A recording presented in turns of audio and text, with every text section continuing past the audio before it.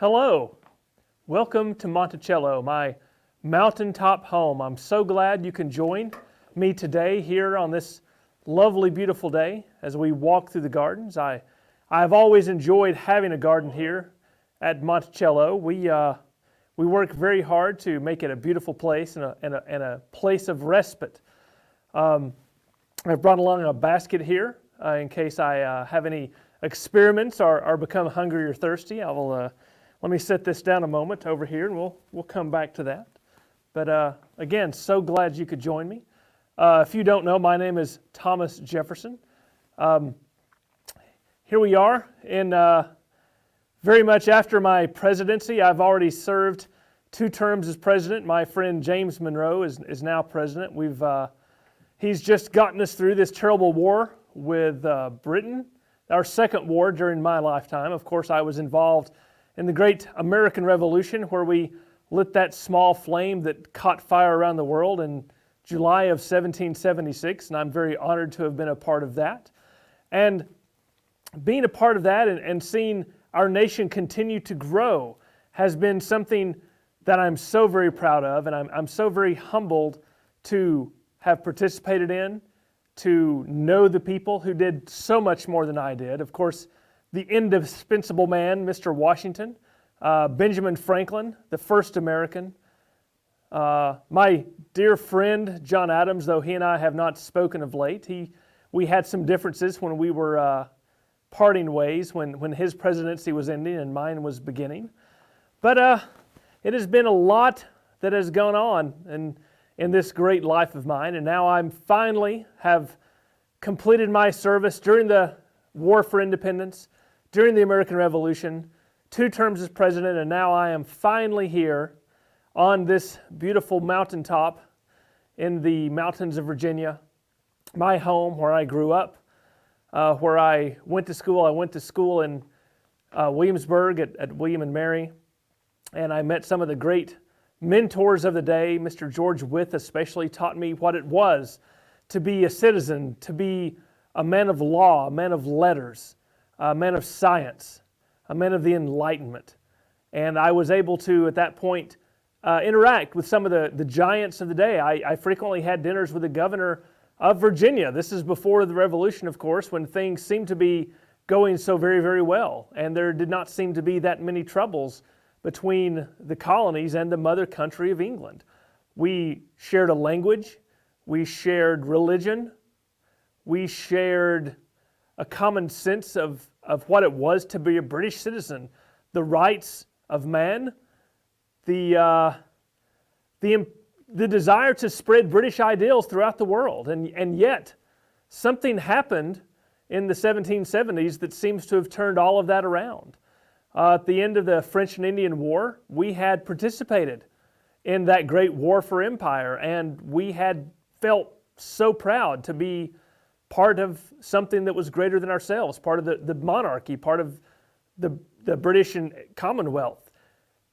And after that, we began to feel, even though we had been equal partners in that war to secure British liberties, that we were somehow the younger siblings that didn't count. We were somehow less than true full citizens of this British Empire that we had fought for and paid for with blood and with treasure. And as they in England decided to impose their will upon us, and they decided to tax us, and they decided to set the course of our destinies, not allowing us to set the course of our destinies ourselves, we began to realize that perhaps there was something in the air that meant it was time for us to create our own path and to take our own destiny into our own hands. And at first, we were not really interested in independence from Great Britain. We merely wanted to sustain our rights as British citizens. But it, unfortunately, but quickly became apparent that we were not able to sustain our rights, that only through the radical course of independence from Great Britain would we be able to assert ourselves as citizens and take our place among the nations of the earth. This was the only way eventually that we saw that we would be able to become who we were meant to be. And I did, perhaps you've heard of the Declaration of Independence. I was one of the people who participated in writing that. I say I participated. It's very interesting. I wonder if you've ever had a school project or a class project that you were supposed to do as a group. And when the group got together, they all turned to you and you said, you know what? You perhaps are the best writer. You're the best thinker. Why don't you do this? We're going to go do something else. We'll leave it with you. Well, that is in effect what happened to me. The committee consisted of myself, of John Adams, of Benjamin Franklin, and 2 other people. And Adams said that I had to be the one to write it. And I asked him why, and he said, there are 3 reasons. First of all, you are a Virginian, and a Virginian must take the lead in this matter. Number 2, he felt that I had a particular ubiquitous loquaciousness for writing, for choosing one word rather than 2. And he said that he could not write it because everyone disliked him. And I had not been so disliked in the Continental Congress because I had not said much. I am not a speaker. I am not an orator like John Adams. I am not a great respected man like Benjamin Franklin. It was through my pen and my paper that I was able to make the best strides for our independence. And so I sat down and using some of the great philosophers and thinkers of my time, John Locke and Smith and people like this, I sat down and I began to write what was supposed to be simply a Declaration of Independence for these new United States. A declaration simply means that we're saying something that we very much mean. They thought that it would simply be, hello, we're the new United States, we are independent, the end. But I realized that this was an opportunity to do so much more than that. This was an opportunity to declare not only independence, not only our rights, but the rights of all men everywhere. This was to be a statement, a declaration of what it meant to be a free thinker, a free political body, a free for religion, free for all of these things. And so I sat down and I began to write. And of course, the part that so many people have come to know is something that I think is really the core of the Declaration of Independence. We hold these truths to be self-evident, that all men are created equal, that they are endowed by their Creator with certain unalienable rights, and that among these are life, liberty, and the pursuit of happiness. Now let's think about this statement for a moment. We hold these truths to be self-evident. That means that they're so ingrained, that they're so basic, that we don't even have to define them or defend them. Just they are self-evident that they are so important and that they are endowed by our Creator. That means that they do not come from permission of the government or from permission of our neighbors. Instead, these are simply natural rights that we are all, men and women, born with, and that they cannot be taken away from us. And that among these are not the only ones, but that among these is the most important, are the rights to life and liberty and the pursuit of happiness. And as some of my colleagues have pointed out, I was perhaps more wise in that than I knew, because nothing guarantees our happiness, but we should always be free to pursue the happiness that we each feel in the way that we ourselves see fit. So this declaration sort of set the course for our independence, and it really created the spirit of what America was meant to be founded upon. Now, that was not the end of my contributions during the American Revolution, but it was perhaps the peak, because I am not a fighting man. I am not like George Washington or Monsieur Lafayette or Hamilton, that scoundrel who I had differences with. I'll come to him in a moment. But I was not someone who could pick up a musket and fight for these causes. Instead, I went back. I served in the legislature, both of the Continental Congress and of my home of Virginia. And I did serve a term as governor during the American Revolution. And unfortunately, I was forced to flee when British forces came to actually capture me at my home here at Monticello.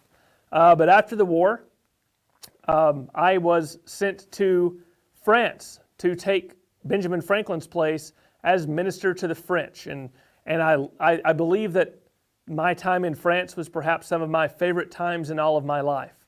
For each man's first country must be his own, but every rational man's second country must be France. For France is filled with culture, music, learning, science, and their cuisine. Oh, the French food that I had there was so unlike anything I had had before. One of my compatriots back in Virginia, Patrick Henry, accused me, as he put it, of abjuring my native victuals. And what he meant was that I had acquired a taste for fancy food, perhaps too fancy for him, and that I had somehow forgotten what it was to be a Virginian, and I was too focused on what it meant to be a Frenchman. Well, that perhaps is unfair, but I must say I did love the French food, and I had someone trained as a cook and brought back home to Monticello with me so that they could learn to cook in that fashion. And then when President Washington was inaugurated as the first president of these United States, he asked me to be Secretary of State. I was very reluctant to do this. I was wanting to go back home to Virginia, to Monticello. I felt that I had done as much as I could in the service of my country, and it was time to look to my own affairs. And yet, he is a very, very imposing fellow, and it's hard to say no to George Washington. So I agreed, and I served during his first term as Secretary of State. And then I went back home. And then I was elected as Vice President when John Adams, the second President of the United States, was put into office, and I served as his Vice President. And I thought, well, after this is over, I'll be able to go home. And then there was the election of 1800.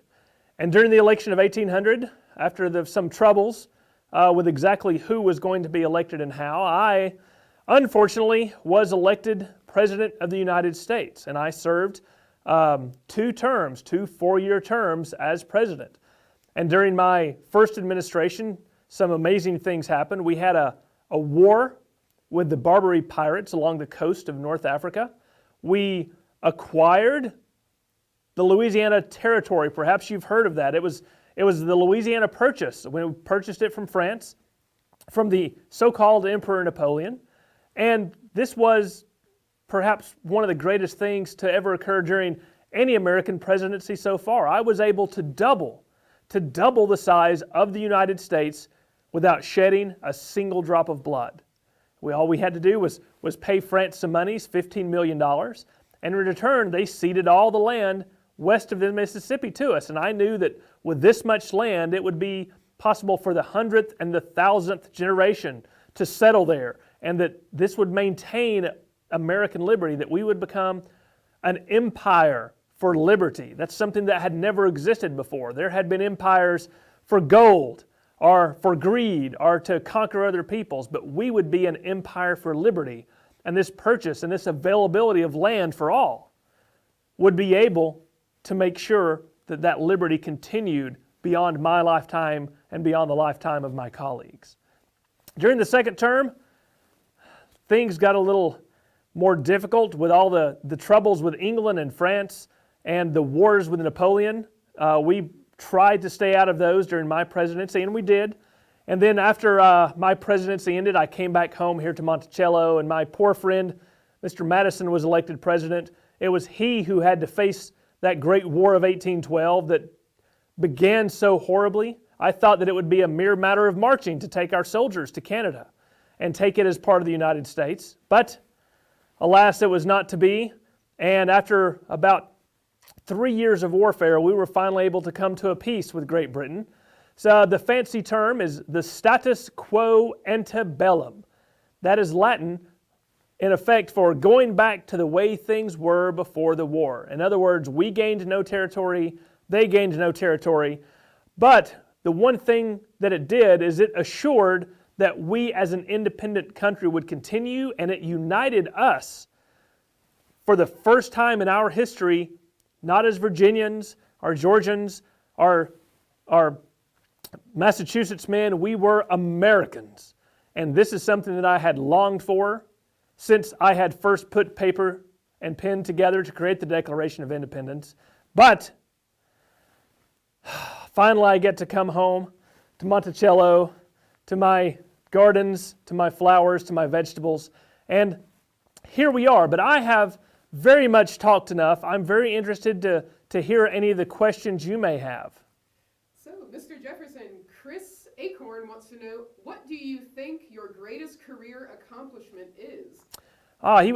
Chris wants to know what he thinks my greatest accomplishment is. Well, as I said, I do believe that it is the Louisiana Purchase and our ability to double the size of the United States. Now, this was not necessarily easy. I won't go into the very financial details of how we were able to finance this. $15 million in 1803 was well beyond what we were able to take in on an annual basis for the federal government. This is a huge amount of money, and we had to work with our old enemy England. Excuse me, I shouldn't call them enemies now. We've signed a peace treaty. Our old adversaries, England, and we worked with them to finance this and pay the French. And I sent some of my friends, Lewis and Clark, to explore this territory. And that's something that's very important because they went out there not as conquerors, but as explorers. And this is an important part of the Enlightenment. The idea that we can understand the world and each other through a careful application of the scientific method, through thought, through ration, through reason, and discover things by observation and by looking at new things we've never seen before. So Lewis and Clark's expedition as a scientific exploration of heretofore unexplored territory, coupled with the Louisiana Purchase, I think is by far my greatest accomplishment as president. Let's see, Jamie would like to know, did you ever regret passing the Embargo Act?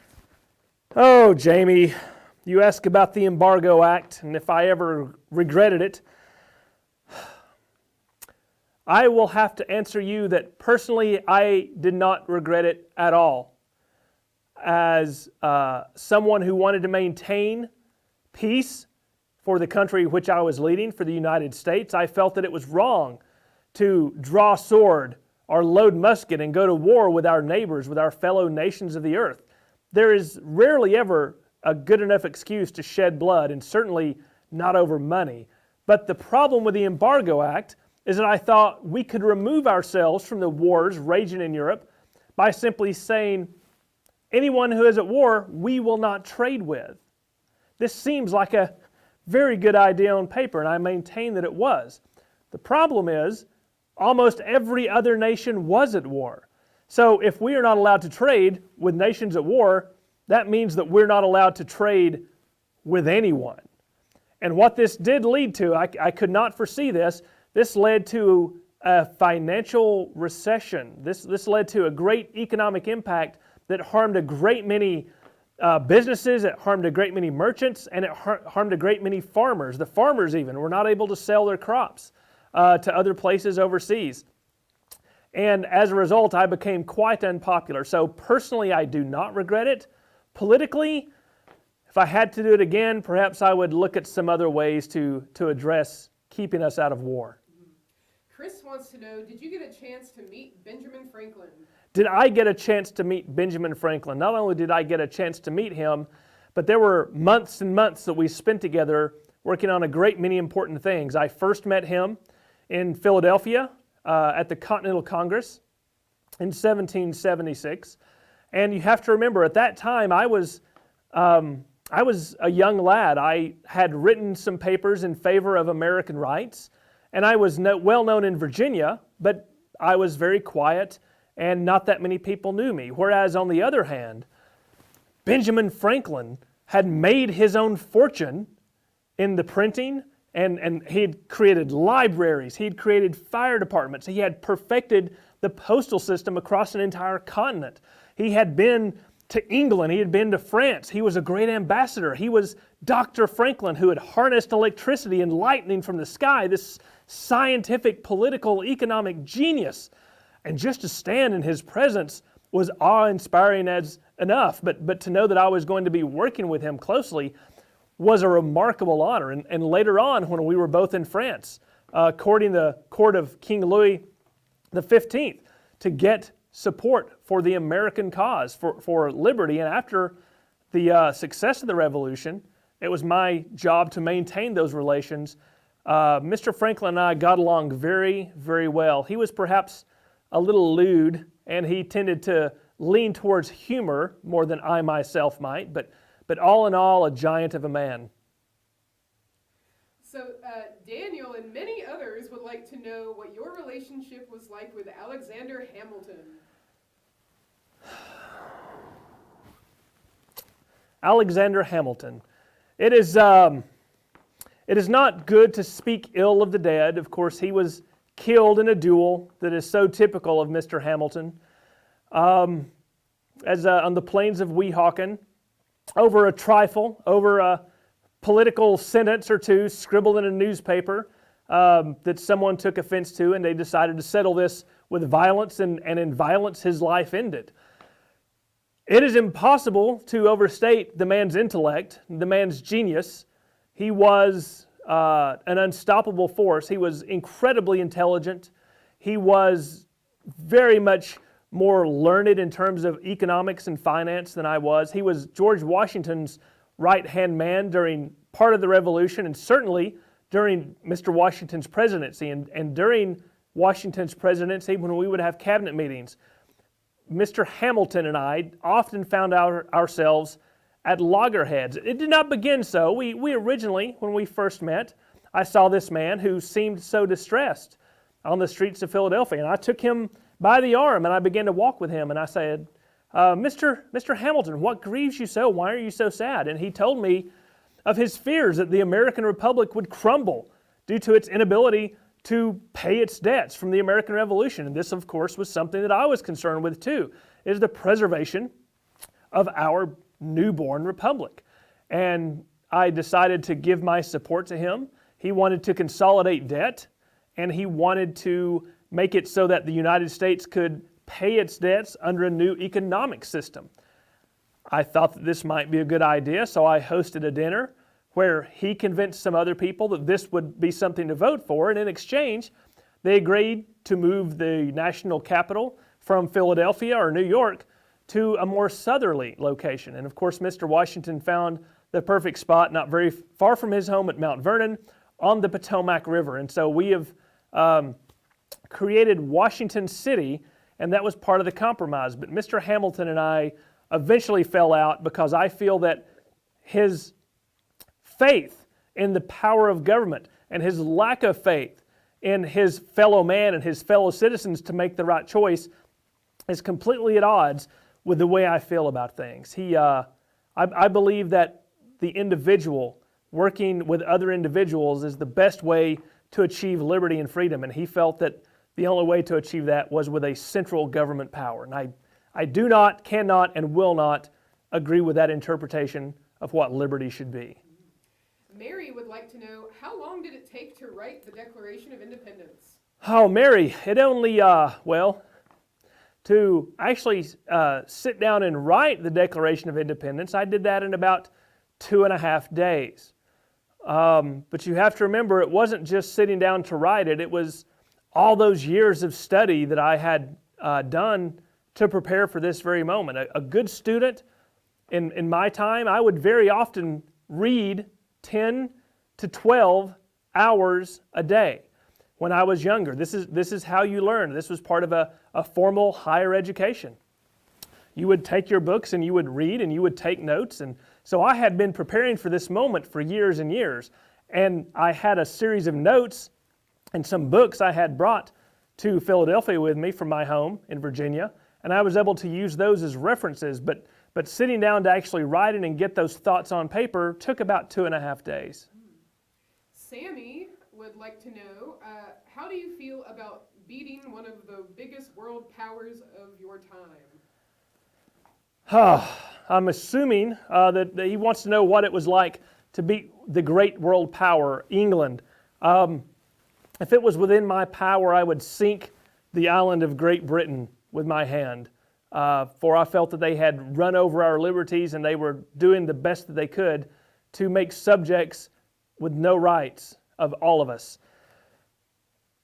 It was a bit surprising, I confess, because you have to remember in 1776, Great Britain was one of the most powerful nations on the face of the earth. They had massive financial capability. They had a large army of professional, well-trained, and well-equipped troops. They had the largest navy in the world with transport ships and warships and cannon and everything they could possibly need. And here we were. We had no navy. We had no regular army. We had no factory to make muskets or cannon or gunpowder for our causes. But do you know what we did have?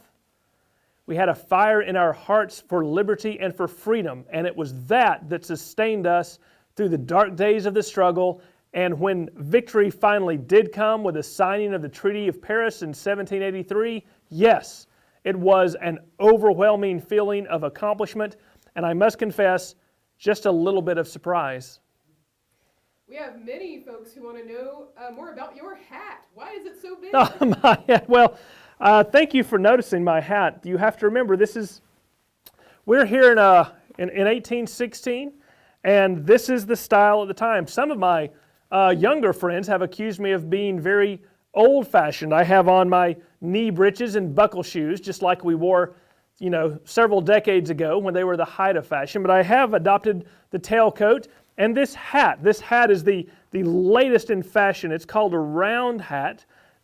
It sort of adds to my tall. Now I'm already about a little over 6 feet tall, and this hat adds to my greater height, as you can see. And this wide brim keeps out the rain, or on a day like today, the sun. It keeps the sun out of my eyes. It's a very fashionable hat, and it's a very comfortable hat. Thank you so much for noticing. What was your, Carolyn wants to know, what was your salary as president? Oh, that's an excellent question. So, Carolyn, I made $25,000 a year. And again, you have to remember this is in the money value of 1800. That seems like a huge amount. That's a massive amount. No, I think the next most paid government employee received about $3,000 a year, and that was the vice president. Why so much? Because as president, I was expected to not only cover my own needs, but the entire needs of the entire executive department. The entire executive department. That means I had to buy all of the food, all of the drinks. I had to have all the people, anyone who worked for the president had to be paid out of that salary. Anyone who went to market had to take some of that money. Anytime I sent an ambassador overseas to France, it came out of that money. So while it seems like a very large amount, that actually includes all of my expenses. So I do tend to enjoy the finer things, as I said earlier, with some of my French cuisine. And so each year, even though I was making $25,000 a year, by the time I was out of the presidency, I had accumulated a large amount of debt because I would have some of the best wines brought from France to entertain our guests at the White House. I would have only the best food. I would purchase books and furniture and things like that. So it seems like a lot, but you'd be surprised how quickly one can go through that if one enjoys the finer things. Beth wants to know how old you are now, and Caleb wants to know when you were born. I was born in let me think now. I was born in 1752, I believe it was, old calendar.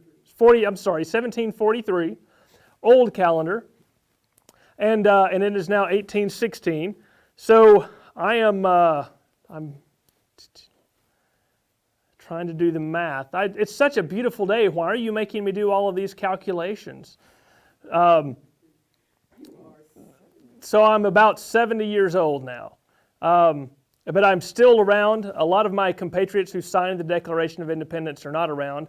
But my sometimes friend, sometimes enemy, John Adams, is also still around, bubbling up somewhere in Massachusetts. Bonnie wants to know about your inventions. So I'm not as good an inventor as I said, Mr. Franklin had so many great inventions. He invented the Franklin stove, bifocals. I haven't really invented that many things. I've more looked at the inventions of others. The one thing that I have invented that I will take some pride in is that I have invented a new plow, a new mold board for a plow. If you don't know what a mold board is, so the plow is hooked up to a draft animal like a horse or a mule, and it is pulled, and it has a blade that goes into the earth and turns over the earth so that the rich soil underneath can come to the top, so that when you plant your crops, that fresh earth, that good fertile earth can fertilize the seeds and make them grow better.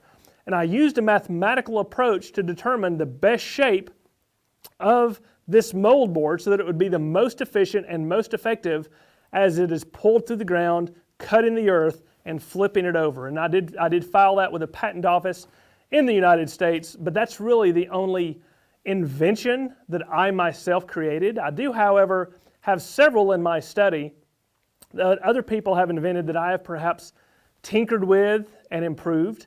There's something called a polygraph. You have to remember, when we communicate, all we do is write letters. And if I write a letter to someone, to one of my friends, and I put that in the post and mail it, I don't have a copy of that. So a polygraph is a board with a series of levers and brass hinges, so that when I have my pen and I write the letters and the sentences, another pen attached to these levers follows my every movement as I write. So it in effect creates a copy of the letter as I write it, so that one, I'm able to send to my friend, and I'm able to keep one for my records. I keep copious records. I want to make sure I keep up with all of my correspondence. Jackson, who is 11 from South Carolina, you mentioned a fight with pirates. Can you talk about that? Yes. So now, I myself did not fight the pirates. There were these different, we'll call them tribes, these on the Barbary coast of North Africa. There were several different small kingdoms, and they had ships on the Mediterranean, and they had this rather outrageous scheme. They would send these ships out, and they would attack peaceful merchant ships and take them hostage and capture the men on the ships and turn them into slaves and take the goods on the ships and thieve them and keep them for their own, unless the nations, different nations, would pay them a bribe. So when these nations paid them a bribe, they would leave that respective nation's ships alone. Well, they come to the United States and they say, will you pay the fee to keep your ship safe? And I knew this was piracy, and I refused to do so. After a while, we tried it a couple of years, but we realized it was so expensive. So what happened is I sent some of the ships from the United States Navy into the Mediterranean to fight these pirates, and it's an incredibly fascinating story. But to make the very fascinating story short, our naval forces were able to defeat those Barbary pirates from Tripoli and places like that, and have them swear not to attack United States shipping. And this was really the only foreign military expedition that I approved and needed to have. Again, I used the Embargo Act as a peaceful means to deal with the fighting forces of Europe, but with this with the Tripolitan pirates, I did have to send some fighters out to take care of that. Jody wants to know, did you work with Aaron Burr? And if so, what did you think of him? You know that Aaron Burr is the man who killed Alexander Hamilton. Aaron Burr began as a patriot. He served in the Continental Army, but everyone who knew him realized that he was probably not the most honorable and the most honest of men. He seemed to have something about him that was a little too ambitious, and he had all these different schemes about how he could go and take land from Spain further down in the southwest and things like that. Unfortunately, he did serve as my vice president. He was my vice president, and during the election of 1800, he was supposed to be my vice president. This is part of the problem. So the way the Constitution was written at that time is everyone voted for president. and the person who got the most amount of votes became president. The person who got the second amount of votes became vice president. Well, what if those two people tied? That's what happened with myself and Aaron Burr. So even though Burr was supposed to be my vice president, he sees an opportunity to perhaps become president himself. And so the election is put into the House of Representatives, and it goes through over 20 votes, with everyone being a tie until actually Alexander Hamilton decides to help break the tie, because Alexander Hamilton, so I've heard, felt that even though I was his political enemy, I was at least a somewhat honest man, whereas Aaron Burr would sell his mother for a silk stocking. And so part of Hamilton's opposition to Aaron Burr becoming president is what leads directly to them fighting their duel and the death of Alexander Hamilton. So even though I worked with him, I am not fond of him and would have nothing to do with him from here on out. Melissa would like to know, what is your greatest fear? My greatest fear. What is my greatest fear?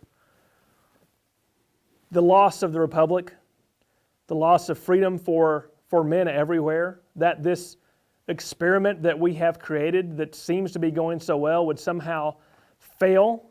And I think my fear is not so much that it would fail, but that it would fail because of a lack of attention by its own citizens. To have a foreign power come in and overwhelm us with military might is one thing. But to crumble from within because our citizens either don't care or become greedy, become self-interested, become divided amongst themselves and refuse to work together, that is my greatest fear. This republic is built on the ideas of liberty and individualism. And individual rights must be maintained at all cost.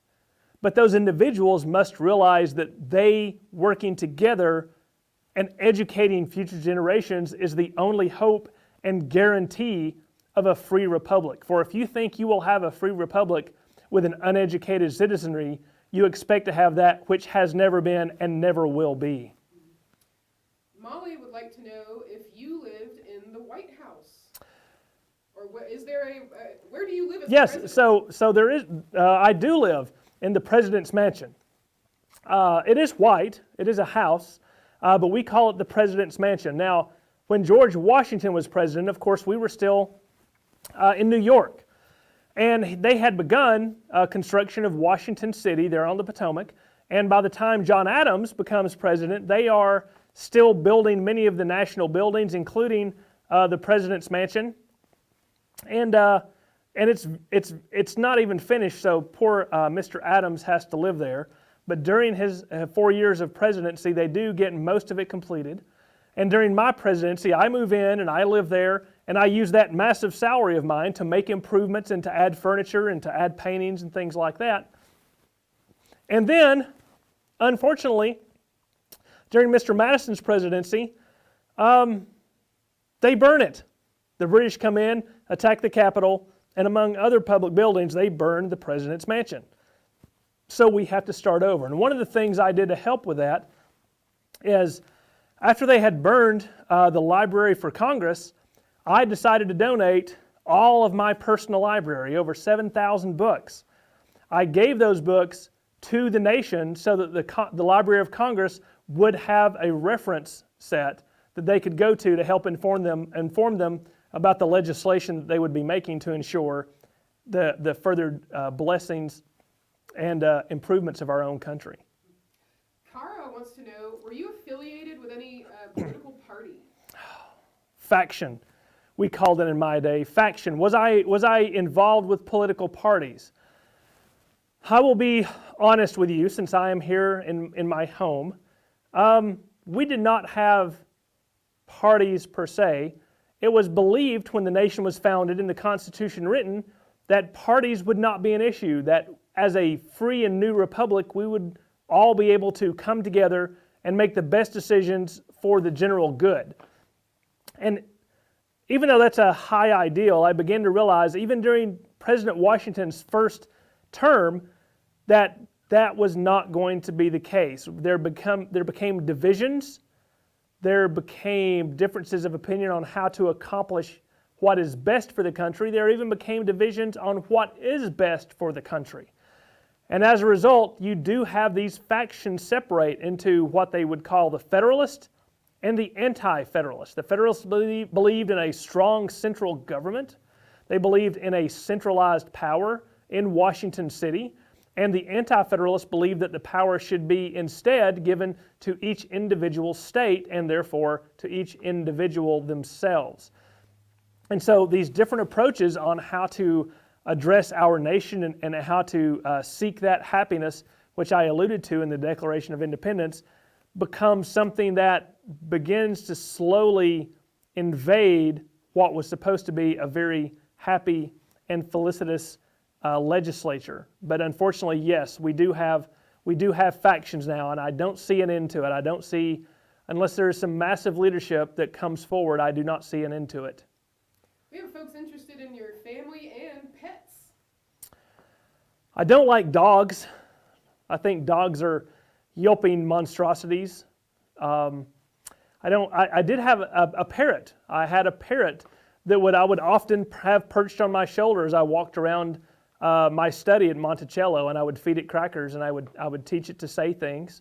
I have two daughters who have lived to adulthood, and Patsy is by far my favorite. Patsy is the one who has taken to learning the most. She has taken to the care of me the most. She is married. She has a child of her own, but she always comes and visits and sometimes stays at Monticello.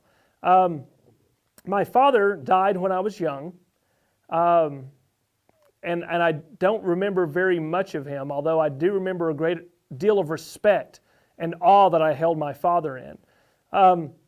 My relationship with my mother was formal. I'm not sure it was loving, but I'm really not the sort of person to get into answering personal details about my personal life, so I do hope you will excuse me if I let that sit there. Mm-hmm. So next we have Jaden wants to know, do you think the church should not have any influence on the government? Jaden wants to know if I believe that the church should have no influence on the government. Well, I do not believe that the church should have any influence on the government. I believe nothing should have an influence on the government except for the will of the sovereign power. And in our free republic, that sovereign power is the people. Now, to your direct question, you're probably referencing a letter I wrote to a Baptist congregation where I said that there should be an impenetrable wall between church and state.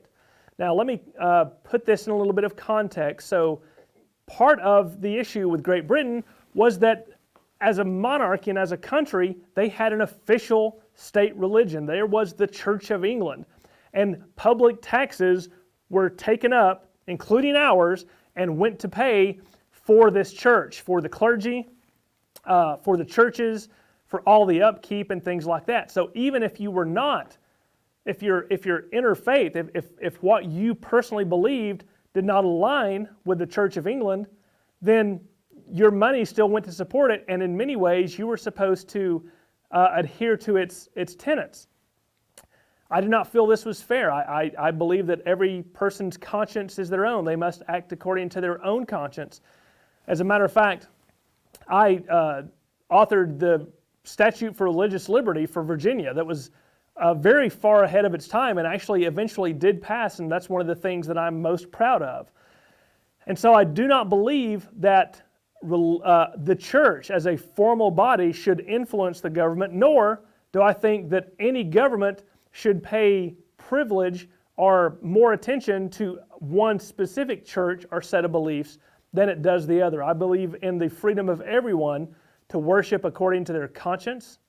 As I said in a letter to one of my friends, I care not whether my neighbor worships one God or 20 or none, so long as it neither breaks my leg nor picks my pocket. Richard wants to know, how did you feel about Napoleon? Oh, Napoleon is a complex question. He was a complex creature. It's only a year ago that he was defeated at the Battle of Waterloo in Belgium. But for over 20 years, those wars that came about due to the French Revolution, which itself was very bloody, ravaged all of Europe and quite frankly ravaged the world. Those wars are the very reason that we had to fight another war against Great Britain. Napoleon sold us the Louisiana Territory. He originally was the supporter of a free French Republic, but once he crowned himself as Emperor of the French and began a reign of conquest, I certainly became less enamored of him and less supportive of him. At first I celebrated the French Revolution as something that the people were so oppressed, I wanted them to rise up as we had done and assert their own rights. But it quickly became a bloodbath. There were riots in the streets and heads being cut off left and right, and it was not the type of revolution and it was not the type of freedom that I had expected the French people to fight for. And the French Revolution, even though, as I said, my heart belongs in France and I love the French country and the French culture, it is not something that I am necessarily proud of. And our last question for Mr. Jefferson is from Shane. They want to know, if you could change anything, what would you change? Oh, that's an interesting question, Shane. What would I change if I could change anything? It's very selfish of me, but I think I would bring my wife back. We married, and we had 10 years of uncheckered happiness. And while I was away, she died due to complications during childbirth. And it's hard to imagine what my life could have been like if she had been able to stay with me. And her name was Martha Wells Skelton. And things might have been different. I think I would have been much happier. My domestic bliss would have been much greater, certainly, but that's the one thing that I would change. And again, I know it's selfish, but you asked the question, so that's my answer. Mr. Jefferson, I think that's the questions we have for you today, so we'll... Okay. So, please hold. You can say your goodbyes. Okay, well, everyone, thank you so much for joining me here at the Gardens at Monticello. I understand you have someone else you wish to speak with here in the garden, so if you'll excuse me, I will find my way back to the building. Thank you.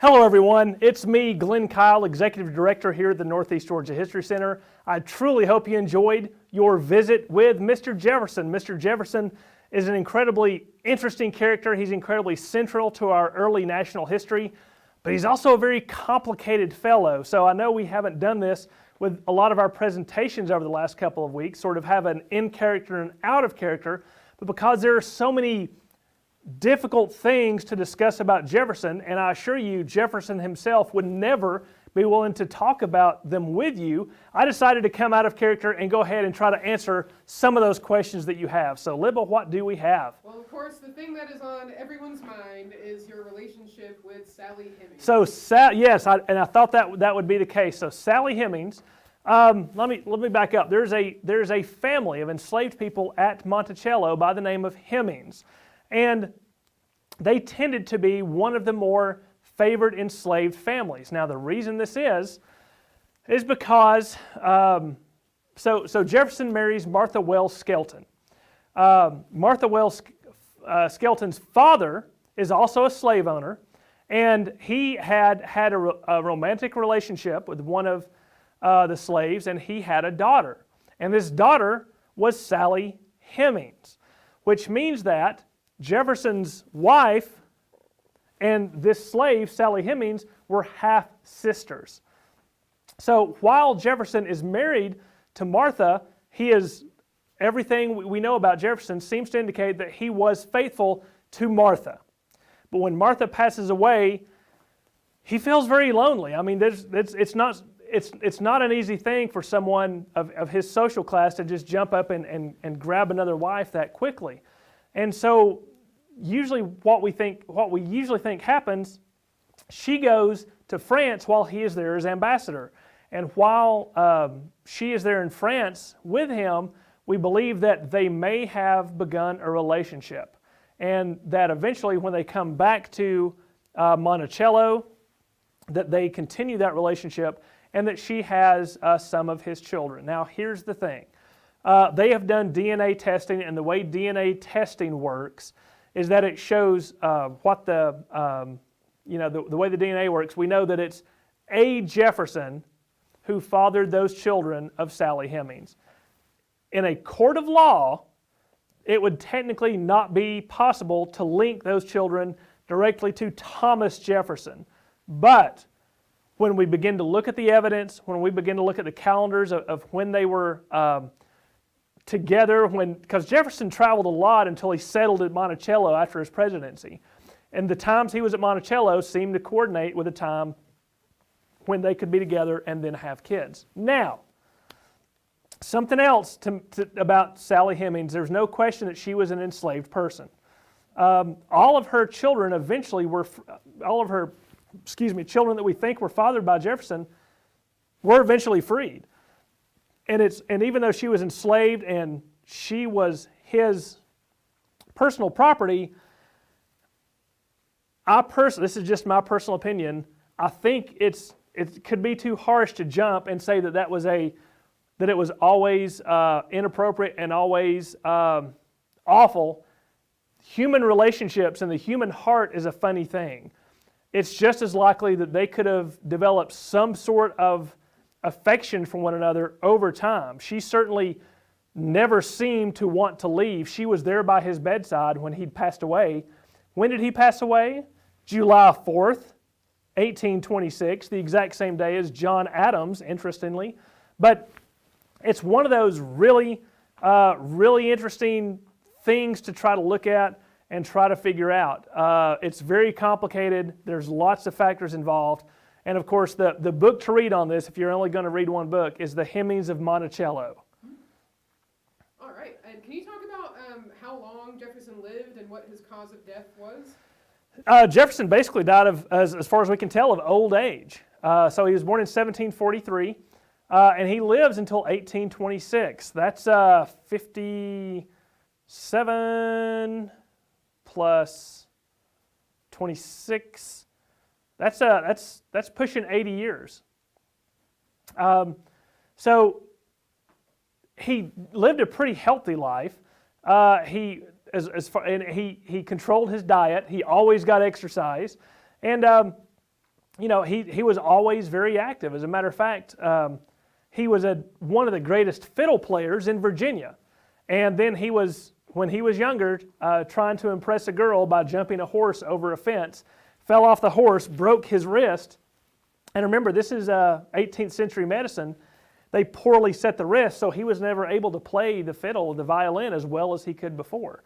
But generally speaking, he lived a good long life. He had migraines. It seems like the only recurrent issue that he had physically were migraines and occasionally some gastric distress. He had some tummy troubles that would often flare up. But and the migraines were bad enough so that sometimes they would affect him, and he would have to go in a dark room and just lie down for days and not be able to move or not be able to be around bright light or anything like that. But he does live a good long time. Two more questions. We've got, we want to know if John Adams and Thomas Jefferson were good friends. They were?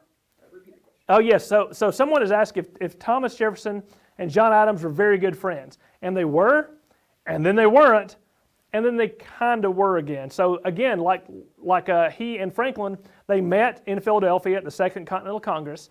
They began to work together. what we have of Jefferson in that case, he could not speak. Adams said that he hardly ever heard Jefferson speak 3 sentences together during the entire time they were in the Continental Congress together. So Jefferson is not a speaker, he was a writer. The thing that means is that we have all of Jefferson's writings that we can look back at and see what he was thinking, what he was feeling, what he was trying to convince others of. John Adams, he was not a great writer, he was okay, but everything says he was a fantastic public speaker. Fantastic. But those are, when you speak, your words just go out in the air and then they're gone. So we don't know what his speeches actually were. But they certainly worked together for independence. When they went over to Europe, John Adams was first an ambassador to the Netherlands. Then he was America's first ambassador to Great Britain after independence. Thomas Jefferson comes over from his duties in France. And they sort of take a best friends tour of England, just having fun. They go to see Shakespeare's town in Stratford-upon-Avon. They go see gardens and everything. They have a great time. Jefferson is elected Adams vice president. By this point, they have begun to differ pretty significantly on a political spectrum, and Jefferson actively works to undermine the person who's president. In other words, the vice president is working against the president. Long story short, this causes them a strong split. And when Adams leaves the morning of Jefferson's inauguration, they never see each other again. That's it. So from 1800 to 1826, the rest of their lives, they never meet again. And it takes about 20 years before they even write letters. And that's because one of their mutual friends, Dr. Benjamin Rush, who had also signed the Declaration, finally talked to them and said, you two were there at the beginning, plus you were good friends, you've got to talk to each other. And then Adams finally says, I do not think we can die until we explain ourselves to each other. So if you want to go look at that later correspondence between Adams and Jefferson, it is beautiful, it is poetic, and it is encapsulating of sort of the last thoughts of that entire founding generation. Okay. And our last question for today is from Tootsie, and they want to know, what should we know about Jefferson that's not typically taught in school? Okay. Tootsie wants to know, what should you know about Jefferson that's not typically taught in schools? All right. So everything you've heard today, of course. But here's what I would argue about Jefferson, and this is what I tell my classes when I'm teaching my classes. We're talking about someone who, on one hand, wrote that all men are created equal and that they are endowed by their Creator with certain unalienable rights, that among these are life, liberty, and the pursuit of happiness. That's the sacred scripture of the American spirit. And on the other hand, here's someone who owned over 200 slaves. Here's someone who crippled the government's ability to defend itself because he cut the federal budget so much because he didn't want to spend more than he should, and yet personally died tens and hundreds of thousands of dollars in debt because he couldn't control his own spending because he loved books and he loved wine and he loved the finer things. Jefferson is a very, I'm going to use a big word and then I'll explain it. He represents the dichotomy of what America really is. And what I mean by that is he's, like I said, he's the sacred scripture. He has the music of America. He has these beautiful things that he says and that he does and that he believes in, which represents the absolute best of the early American experience. I mean, it is. There's no question. And yet, he's also someone who was a slave owner. He's also someone who told his overseers to deal harshly with slaves when they misbehaved or tried to run away. He loved his wife dearly, and yet he went on to have an affair with her half-sister. The way Jefferson's internal mind and the way those two different sides of Jefferson wrestle to try to find some kind of truth and common ground are really a metaphor for the larger American question of what's the best and what's the worst, and how can we continue that conversation that must have gone on in Jefferson's mind to reconcile who we want to be with who we actually are. And I think that's the most important thing you can take away when you study Jefferson, and that's why I think Jefferson is one of the most important figures in American history to study. Folks, thank you for tuning in to this very special episode of Northeast Georgia History Center's live streams. We've had a fantastic week. We hope you have too. We'll see you again Monday at 2 p.m. Eastern Time to take a look at the soldiers of the Vietnam War. But until then, please stay safe, please stay healthy, and if you can help support us to keep these things going, any little bit you can do. If you want to take a look at our website and click on that donate button, we would sure appreciate it. So, until we see you next time, thanks.